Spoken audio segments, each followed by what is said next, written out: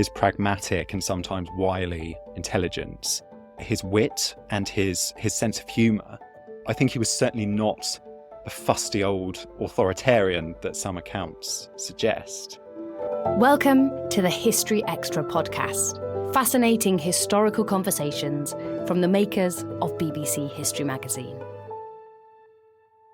In 1603, James VI of Scotland succeeded Elizabeth I to become the King of England too, earning him the title James VI and First.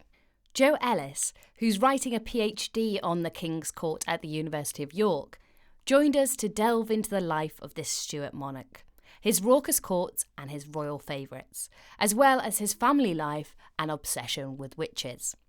Joe was speaking with Elinor Evans.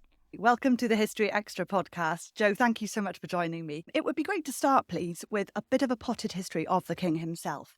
When was he ruling and how might people know of him already? Absolutely. So James VI and First was born in 1566 in Edinburgh Castle, and he was the son of the famous Mary Queen of Scots and her less famous husband, second husband, actually, Lord Darnley, who died just a few months after James was born in a mysterious, and it has to be said, convenient at the time, gunpowder explosion.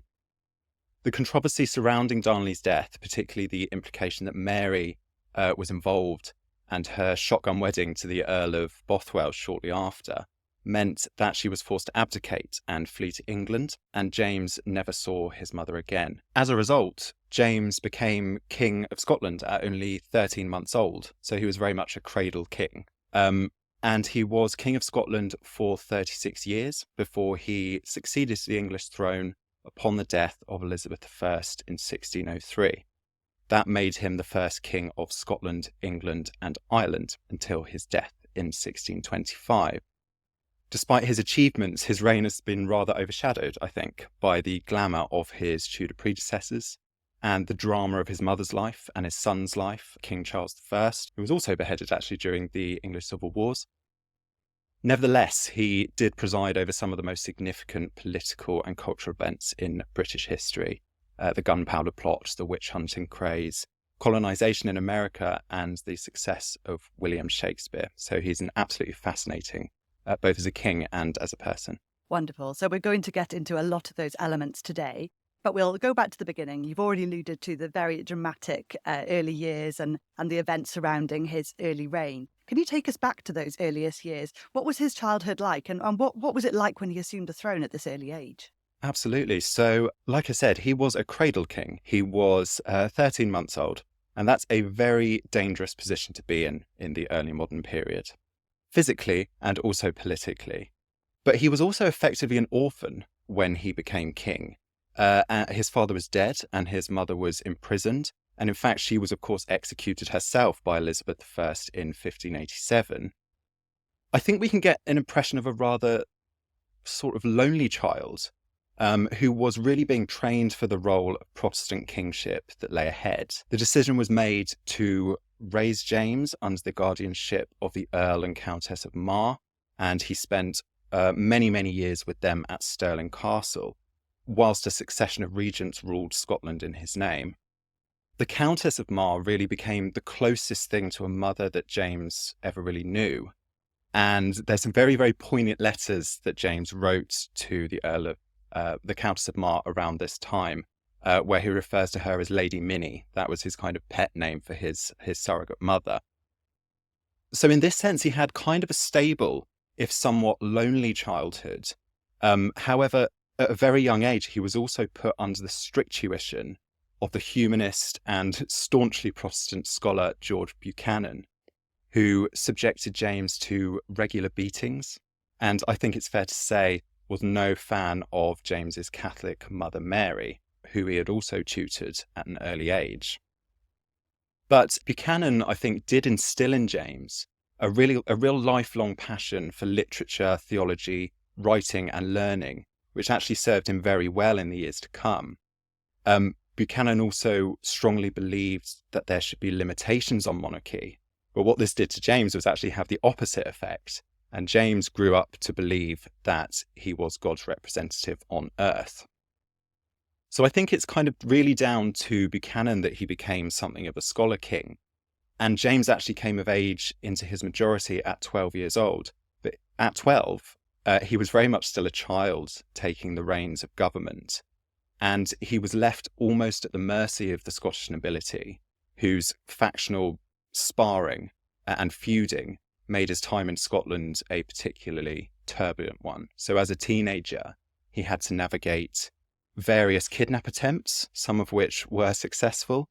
The Riven Raid in 1582, for example, was perpetrated by a coup of noblemen who wanted to rule in James's name, and they effectively put the king under house arrest, which is quite unbelievable. Later in Scotland, there were some also close call attempts on his life. He was nearly stabbed in the Earl of Gowrie's house, and it was only his page who saved him from that. So James's early life is very much tied up with wrestling control over the combative Scottish church and nobility, something that he actually did with a reasonable amount of success by the time he became King of England. You painted there a picture of a very unstable childhood and minority for James.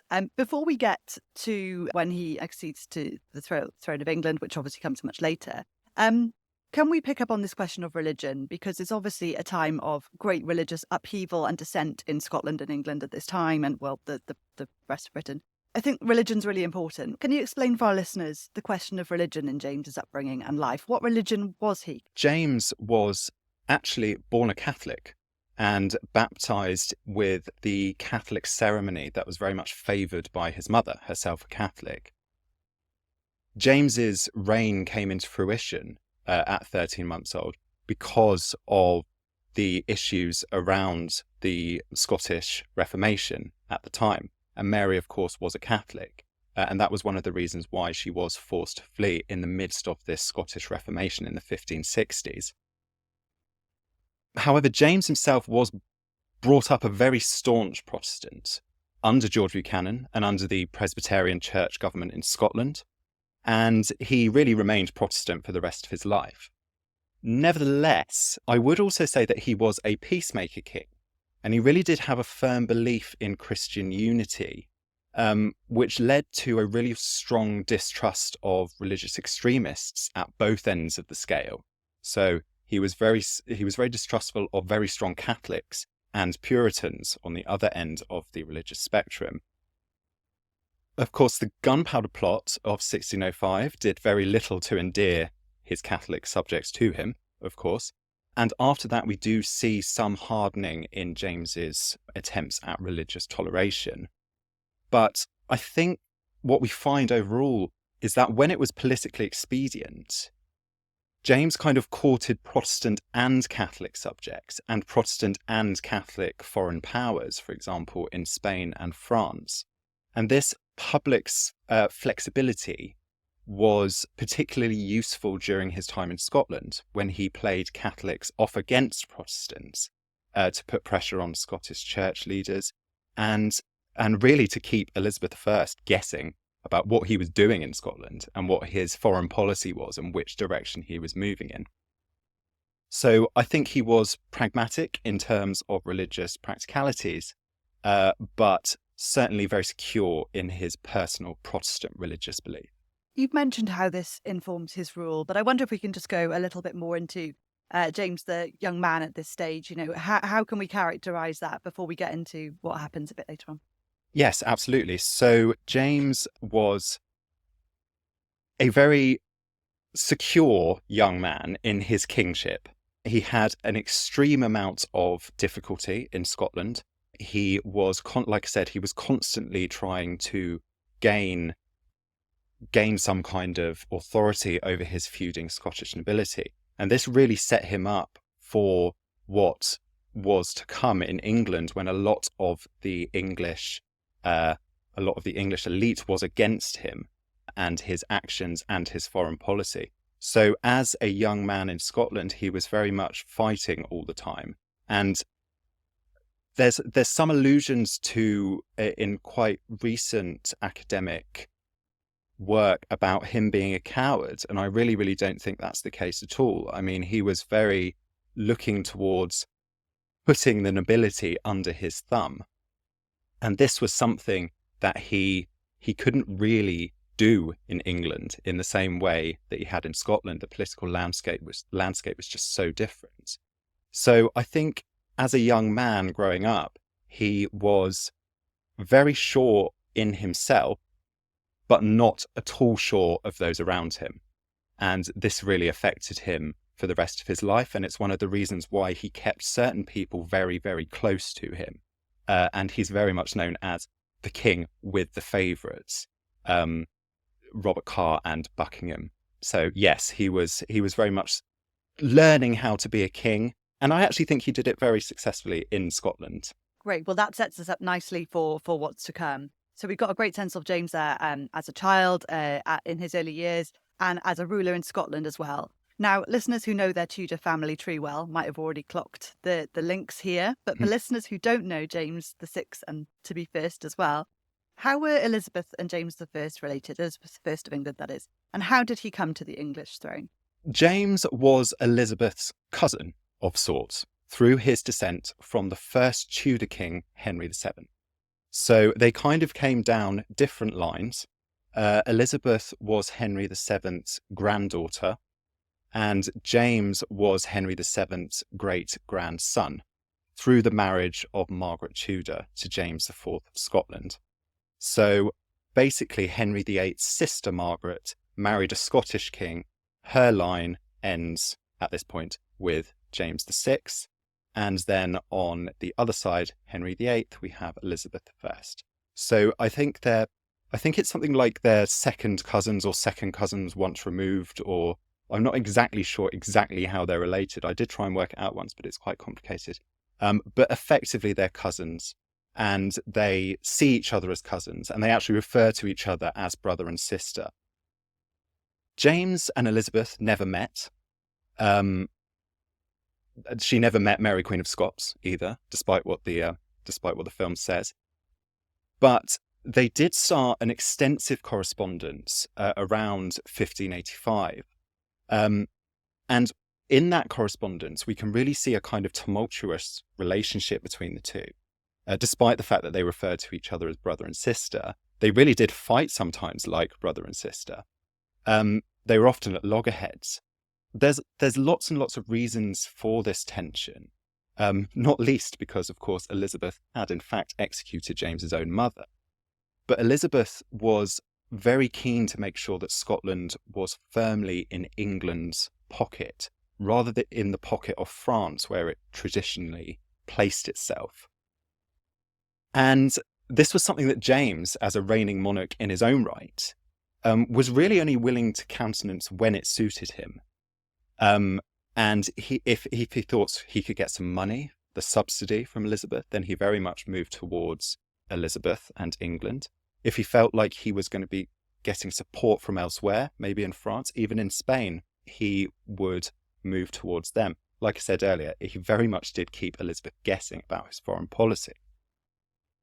But to go back to the question, Elizabeth's famous refusal to name James as her heir is what caused the most friction between. James definitely had an eye on England and the English succession from very early on.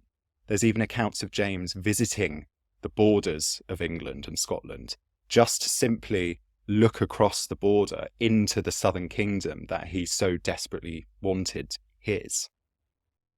But at the time, before 1603, when James did accede to the English throne, there were other candidates for the English throne. Arbella Stuart, for example, was another cousin of the two.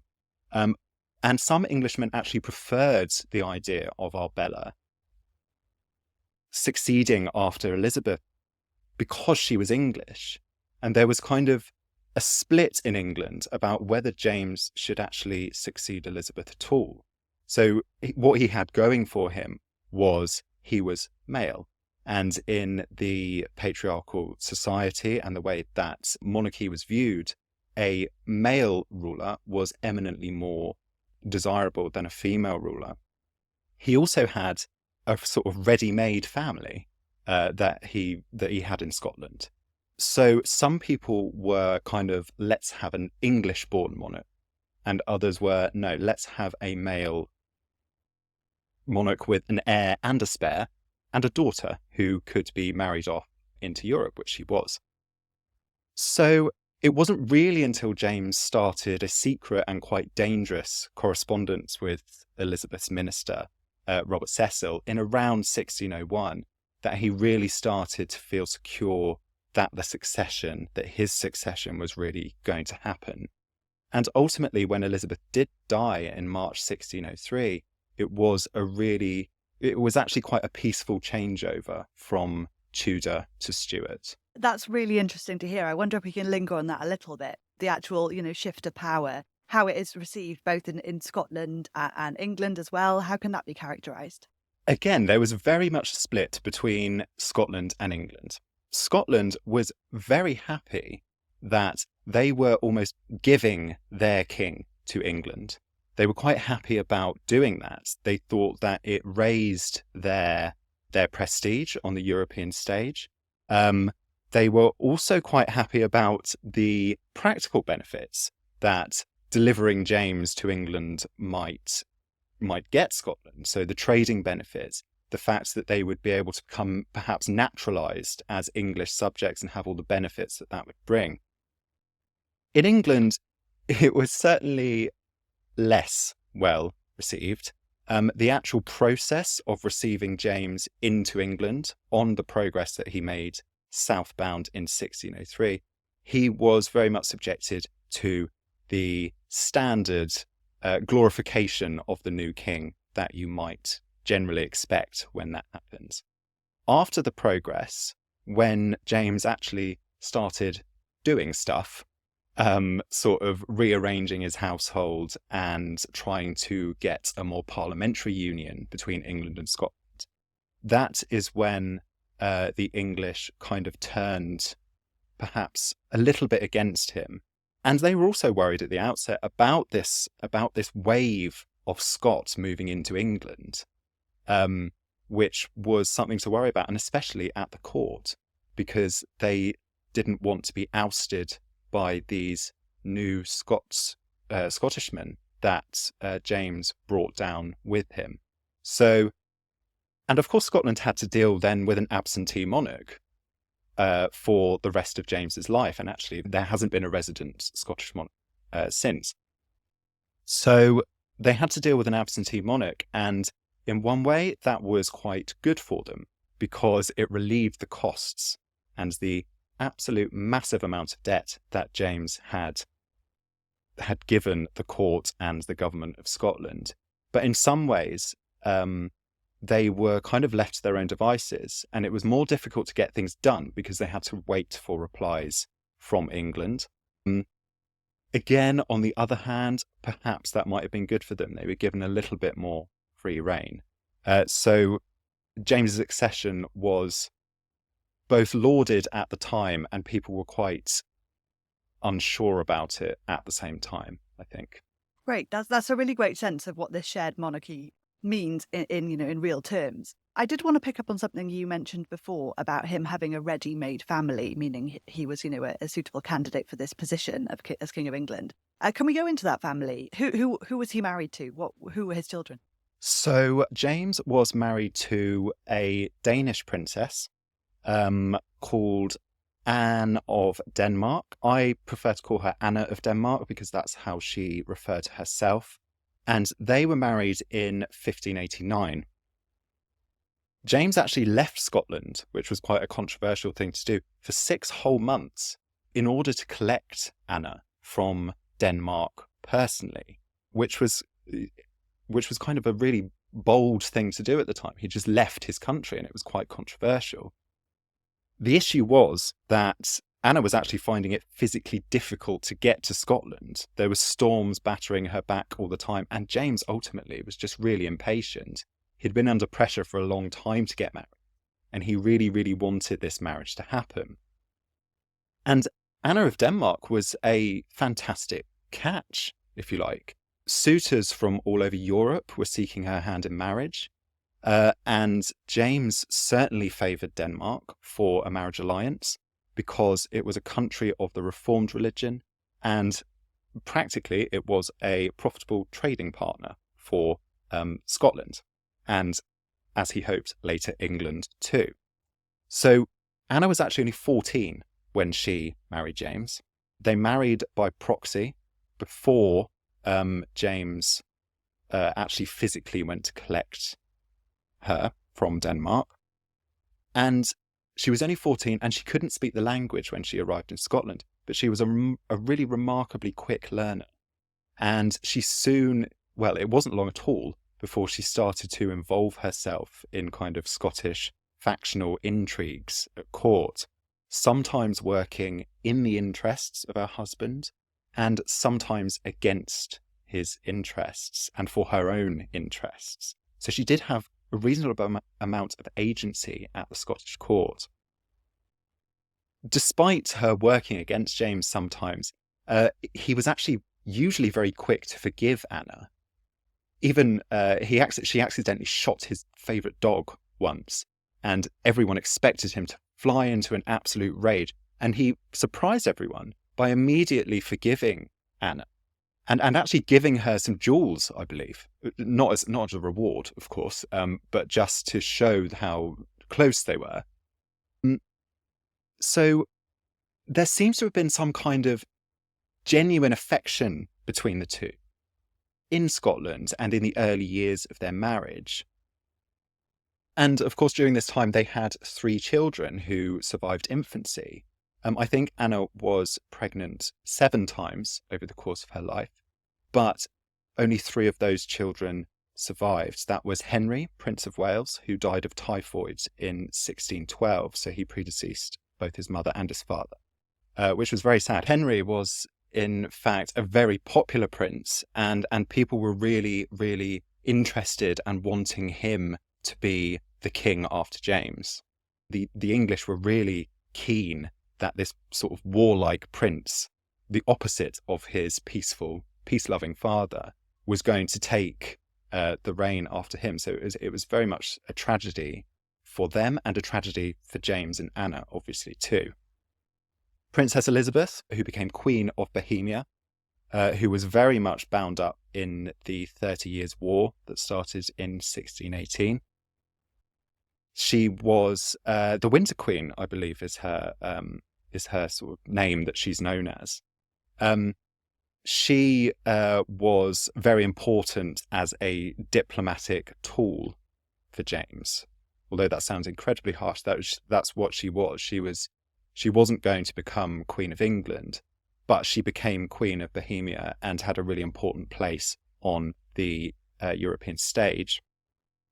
And finally, of course, we have little Prince Charles, who would later become King Charles I, of beheading and English Revolution fame. So after they moved to England, they had their 3 children, but the couple, James and Anna, increasingly found themselves kind of moving in separate spheres. They had separate households and they were pursuing separate interests. It was said at the time that James was the hunting king and Anna was the dancing queen, which is a fantastic contemporary reference to the ABBA song, due to her love of court masks. So it was kind of a relationship that split apart, and I think the bigger realm of the English court enabled them to do that. And they went on their own separate progresses. They travelled separately, sometimes together, but sometimes separately. And Anne and James very much looked towards their own interests.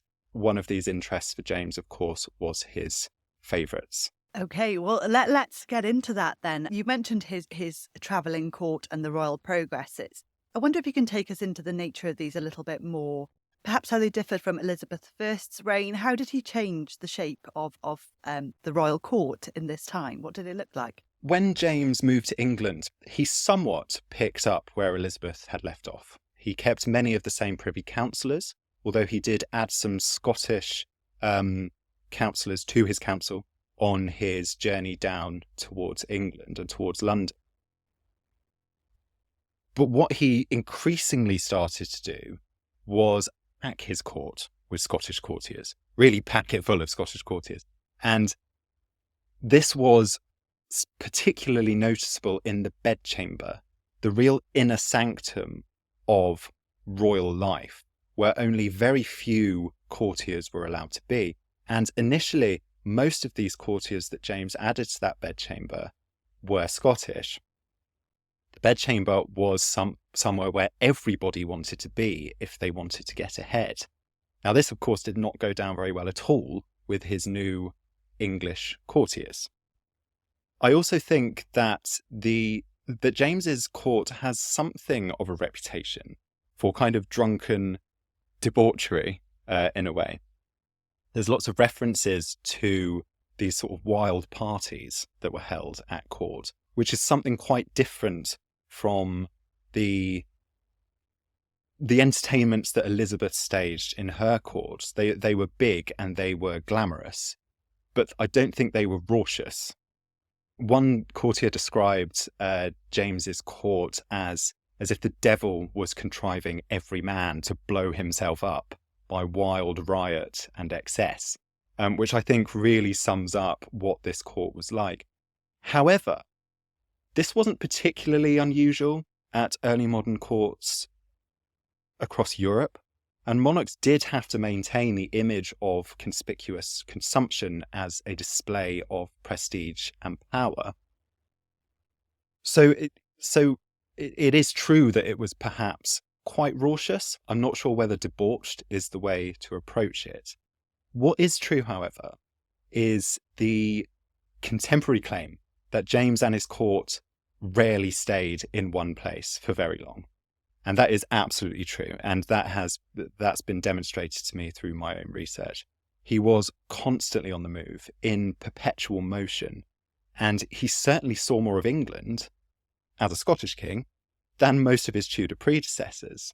Elizabeth's progresses tended to stay around the home counties. James was constantly travelling up and down what would become the M1. He made the extensive journey from Edinburgh to London in 1603, which he really took his time on because he wanted Elizabeth's funeral to be over before he reached London so that he could have all the attention on himself. And he returned to Scotland for the first and last time in 1617 on a giant, enormous progress, which lasted 6 months and took him all across England and Scotland. And in between those two big progresses, the court actually went on progress every year. James made the same amount of progresses as Elizabeth in half the amount of time in his time in England. And of course, Elizabeth's very famous for her royal journeys. But I think it's important to note that James also had a very business-like approach to making these progresses. He was also constantly just flitting off on hunting holidays with his favourites, most of whom were Scottish, which was again deeply unpopular with the English courtiers. So ultimately there was a lot of complaint at the time that James and his court just simply wasn't there in London, where many thought it should be. The advantages, on the other hand, were that the daily costs of the court could be offloaded onto those who had the dubious pleasure of hosting the court. And James could display his authority to the masses, socialise with those who he countered, and perhaps, on the other side, giving his hosts the chance to ask the king a favour. So I think it's true that James was perhaps not as comfortable in the spotlight as Elizabeth I, but he certainly used his court as a kind of travelling advert for his kingship in very much the same way that she did. And you mentioned the dubious pleasure of hosting. Is that just to do with the cost or the sheer sort of upheaval of having these people arrive en masse?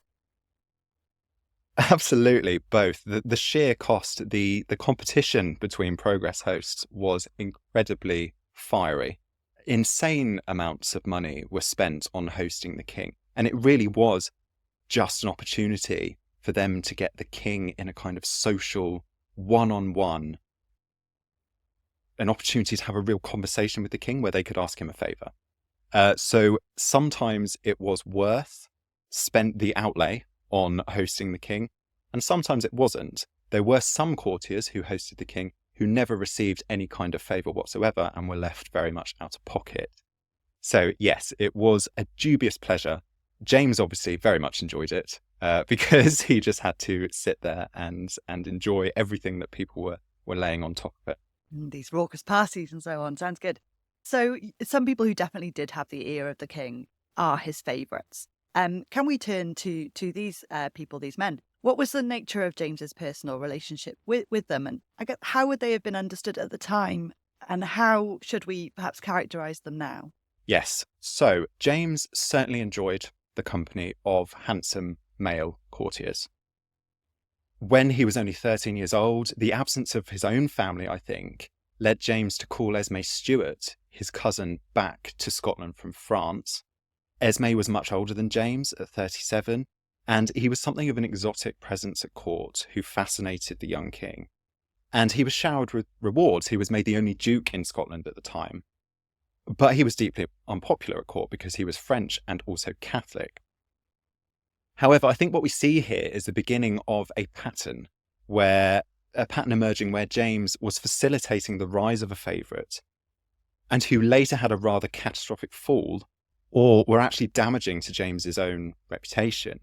So in England, Robert Carr was a Scottish favourite who travelled to England with James and enjoyed much favour until his implication in a court poisoning, which led to his downfall. Most famously, George Villiers, the Duke of Buckingham, had an unprecedented rise to power that continued into the early reign of Charles I. Now, the nature of these relationships between James and his favourites, so really what was happening behind the closed doors of the bedchamber, is almost unknowable because there's no real hard evidence. However, many at the time and now suspect that they were sexual in nature. Sexual acts between men were reasonably common at the time. But I think we have to be careful here about transferring modern concepts of sexual identity onto early modern people. The concepts of homosexuality and bisexuality, for example, they simply didn't exist in the 16th and 17th centuries. It was very much seen as a physical act, as opposed to how we would see it now, a kind of partnership in the sense that we see it now. There was obviously men were friends, and this is often how it was viewed by contemporaries. Nevertheless, James was very much known to kiss and caress his favourites in public, and the one, perhaps the juiciest bit of evidence that we've got that there was perhaps something physical going on between James and Buckingham is a letter from Buckingham, where he mentions that he shall never forget at Farnham when they were on progress, when the bed's head could not be found between the master and his dog. Now, there's quite a few ways that you could take this. But I think that certainly does suggest some kind of physicality between two. But on the other hand, James was vehement that laws be put into place against the act of sodomy itself. He strengthened the laws that Henry VIII had made. And of course, he did father several royal children. So evidently he was able to rise to the occasion, I suppose, with Queen Anna when necessary. There was actually also some interesting rumours during his time in Scotland that he had a mistress, Agnes Murray, which is something that doesn't get spoken about enough, I don't think. And whilst this was unlikely to have been a sexual relationship with the young Agnes Murray, it was actually more likely to be an exercise in political spin to demonstrate the king's virility and masculinity. But I think it needs to be remembered that this is how James viewed his kingship, and this is what he had to do. He had to sort of invent a mistress, if that was the case, to display his kingship in that way. So James and his favourites, to sum up, certainly enjoyed a political partnership. They acted as a bridge between the king and his army of suitors that constantly badgered him. But I also think it's likely, based on the very small amount of evidence available, that the relationships between James and his favourites were more than platonic. It's such an interesting and clearly complicated picture, and I guess just steering clear of labels in these situations seems quite important. Absolutely, yes. Okay, so moving on then to another aspect of James's reign, something that came perhaps more prominent later on, was his role in witch hunting and his feelings on witchcraft. What can you tell us about this? Yes, so James's feelings on witchcraft is one of the things that he's probably most famous for, and one of the things that most often sort of gets people excited about James. Although obviously we have to bear in mind that some of these witch trials were absolutely brutal. And in Scotland in particular, where James's obsession began, they were extremely, extremely brutal. And I think that's important to remember that whenever we talk about these witch trials. You know, it's more than just hocus pocus. This was a real human experience. But James's obsession with witchcraft began in 1590 on the journey back from Denmark with his new queen. The ships were battered by severe storms, and they had to shelter in Norway for a few weeks before continuing back to Scotland. During this time, it was suggested by somebody to James that witchcraft had been the cause of these issues, and that his enemies were really trying to prevent him from returning to Scotland.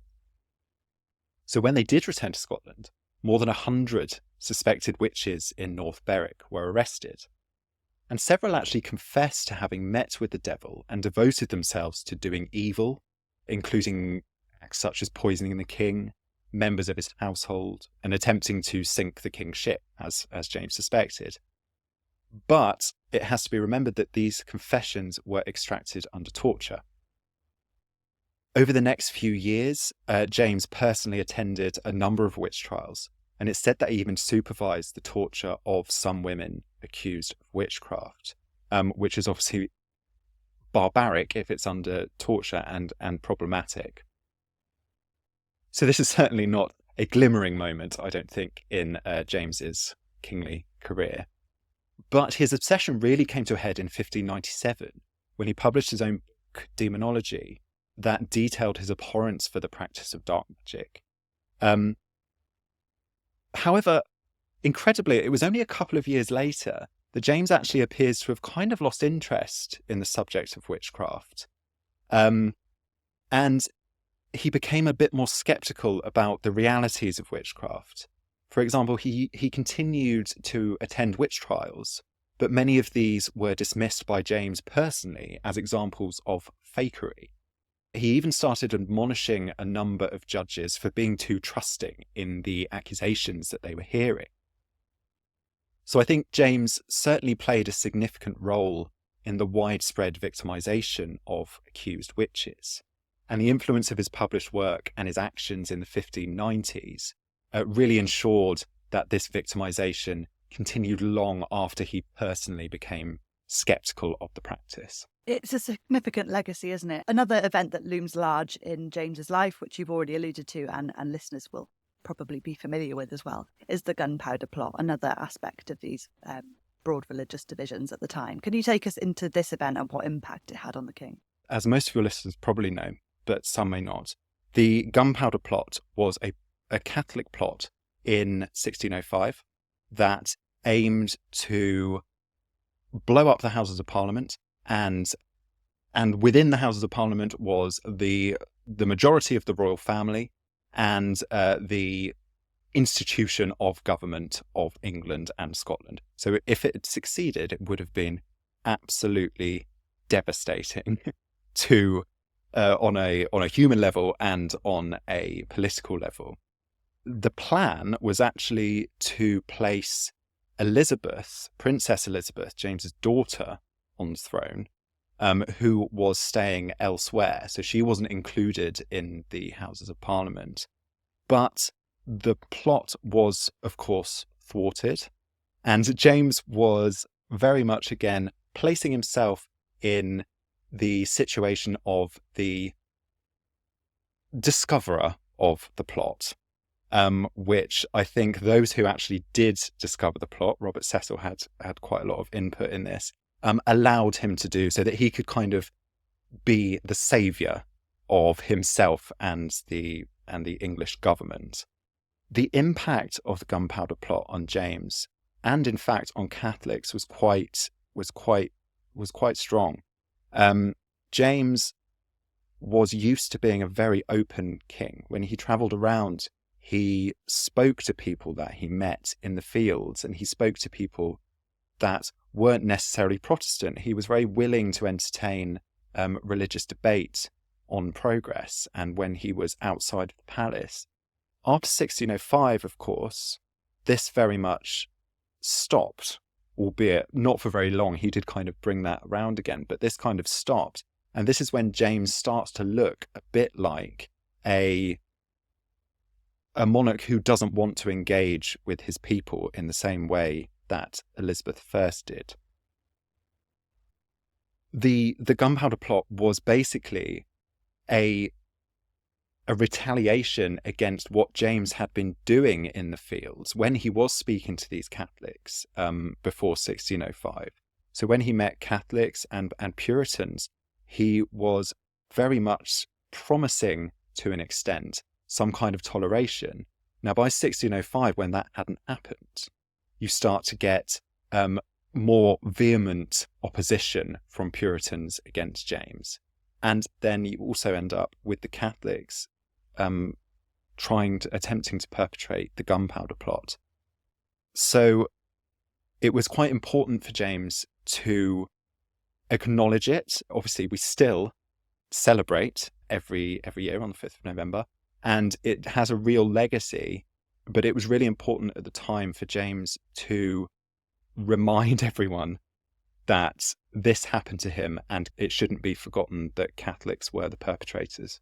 So clearly a significant event there. And we've talked about many of the sort of touchstones of his life, and I'm sure there's plenty more to say, but for the purposes of this episode, we should probably start wrapping up a little on James's life. So I wonder if, Joe, you could take us into the king's final years and death. So James died on the 27th of March, 1625, at one of his favourite standing houses and hunting lodges. So actually next year is the 400th anniversary of James's death. Up to that point, he was actually the longest reigning monarch the British Isles had seen. He'd been King of Scotland for 57 of his 58 years. So he was relatively young by today's standards, but he'd been king nearly all his life. The presence of the Duke of Buckingham at his deathbed suggested to some that the king had actually been murdered by his favourite in order to hasten the accession of King Charles. But I think evidence for this is lacking, and it seems more likely that this was a rumour started by Buckingham's many enemies. He was certainly wildly unpopular by this point, and was actually assassinated himself in 1628. I think it's more widely accepted that James had an attack of dysentery and perhaps a stroke. Indeed, James's later years had really been marred by increasingly painful arthritis, gout, kidney stones, and because of his frail health, he was really an increasingly peripheral figure at court and on the political stage. So in his final years, he rarely visited London. He preferred to stay at his hunting lodges around Cambridgeshire, Hertfordshire, and we find Prince Charles really beginning to play a much more significant role in policy making and direct government at this time. So I think it's being the 400-year anniversary of King James's death next year, I think we'll probably be hearing a little bit more about him. And of course, we have the biopic of George Villiers, which I hope is going to show James in kind of in a new perspective, but we shall see. Yeah, we shall see. I'm sure some listeners will enjoy digging into that drama and discovering James anew as well. So with this big anniversary in mind coming up, I guess, can you leave listeners with your sense of the legacy of James VI and First? I think James's legacy is particularly long-lasting, actually, and very relevant to our own society in Britain today. So the impact of the Union of the Crowns has political ramifications with regards to current debates around Scottish independence and devolution. Culturally, the King James Bible, which he commissioned, is still used today. And he was a patron of Shakespeare's theatre company, the King's Men. In fact, much of the background material that Shakespeare used for Macbeth was based on James's personal involvement in witch trials. It should be said that the first permanent English colony in the Americas was established in Jamestown, Virginia, during his reign. But I think we should also acknowledge that on the other side of that, in 1619, the first recorded African slaves arrived in America, very nearby the Jamestown colony. James's personal legacy, I suppose. There's lots of popular myths about James being an idle king, being a coward, being a slobbering kind of lech. But these largely come from the writings of his enemies, particularly a man named Anthony Weldon, a former servant of James who was kicked out of court and had this vendetta against James for the rest of his life. And unfortunately, that's what a lot of people see James as now. Like I said, I'm hoping that the biopic is going to take into account some of the new perspectives. So his pragmatic and sometimes wily intelligence, his wit and his sense of humour. I think he was certainly not the fusty old authoritarian that some accounts suggest. And the personal attributes and style of his kingship that he exhibited in Scotland, I think would have actually served England really well. But I think the English didn't really understand his way of working, and they didn't understand him as a person, which is perhaps why his reputation as a king of England is not quite as esteemed as it was in Scotland. So to sum up, I think, whilst he may not be known as a glamorous monarch, for sure, like Elizabeth I, or a tragic monarch like his mother, Mary Queen of Scots, I think his political and cultural contributions to British and world history, whether positive or negative, should really not be underestimated.